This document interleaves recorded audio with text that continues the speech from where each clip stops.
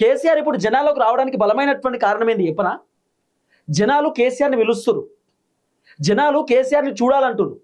మంచో చెడో కేసీఆర్ ఉన్నప్పుడే బాగుంటుండే. రేవంత్ రెడ్డి పోవాలి, కేసీఆర్ రావాలంటారు జనం. కాంగ్రెస్ పోవాలి, బీఆర్ఎస్ రావాలంటారు జనం. కేసీఆర్కు సినిమా మొత్తం అర్థమైపోయింది.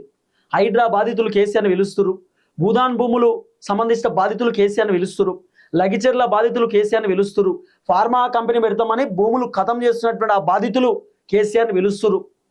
ఇట్లా మాట్లాడుకుంటూ పోతే నిరుద్యోగులు కేసీఆర్ని పిలుస్తురు, వృద్ధులు కేసీఆర్ని పిలుస్తురు, మహిళలు కేసీఆర్ని పిలుస్తురు, చదువుకున్న విద్యార్థులు కేసీఆర్ని పిలుస్తురు.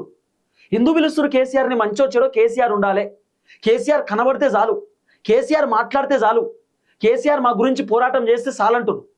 కేసీఆర్ కూడా మొత్తం కథ అంతా అర్థమైపోయి ఇక మంచో చెడో జనాల్లోకి పోవాలని డిసైడ్ అయిపోయాడు. అందుకే మొన్న జగిత్యాల్లో భారీ బహిరంగ సభ, ఆ తర్వాత నేరుగా బీఆర్ఎస్ పార్టీ ఆఫీస్కి వచ్చిండు. బీఆర్ఎస్ పార్టీ ఆఫీస్లో 26th యానివర్సరీ బీఆర్ఎస్ పార్టీకి సంబంధించిన మీటింగ్లో పాల్గొన్నాడు. బీఆర్ఎస్ పార్టీ లీడర్లతో మాట్లాడిండు, రేవంత్ రెడ్డి ప్రభుత్వాన్ని గట్టిగా విమర్శించిండు. తర్వాత ఒక ఎంపీ తెలంగాణ ఆంధ్రాన్ని పట్టుకొని ఏదో ఇష్టమైనట్టు మాట్లాడాడు కదా, ఆ ఎంపీని పట్టుకొని తిట్టిండు. ఇప్పుడు కేసీఆర్ ప్రజల్లోకి బలంగా తిరగబోతున్నాడు. ఇప్పుడు మళ్ళా వరంగల్లో భారీ బహిరంగ సభ, రైతు సభ అని కేసీఆర్ పెడుతున్నాడు. ఆ తర్వాత 33 జిల్లాలలో కేసీఆర్ భారీ బహిరంగ సభ పెట్టబోతున్నాడు. ఆ తర్వాత కేటీఆర్ పాదయాత్ర చేయబోతున్నాడు. హరీష్ రావు నియోజకవర్గాల పర్యటన చేయబోతున్నాడు.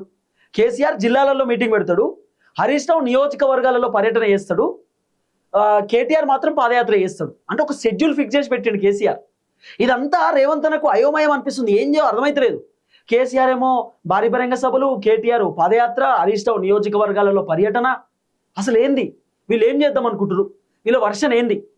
ఇన్ని రోజులు సైలెన్స్ ఉన్నటువంటి కేసీఆర్ సడన్గా బయటికి ఎందుకు వస్తుండు? రీఎంట్రీ ఎందుకు ఇస్తుండు? జనాల్లో తిరుగుతుండేంది? ఇదంతా రేవంత్ అన్నకు అర్థమైతలేదు. ఇప్పుడు అసలు కేసీఆర్ బయటికి రావడానికి కారణమే రేవంత్ రెడ్డి. కేసీఆర్ ఓపికతోటి ఇంటికాడ కూర్చున్నాడు, ఆయన పని ఆయన చేసుకుంటున్నాడు.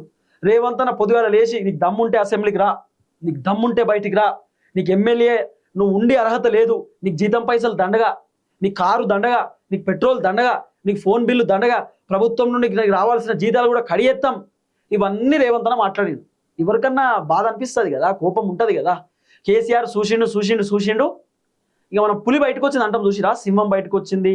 పులి సింహం బయటకు వచ్చి మరి ఒక్కసారి గర్జించిందంటే, గాండ్రించిందంటే ఖచ్చితంగా యుద్ధం చేయక ఆగదన్నట్టు ఇప్పుడు కేసీఆర్ గర్జించి బయటకు వస్తున్నాడు.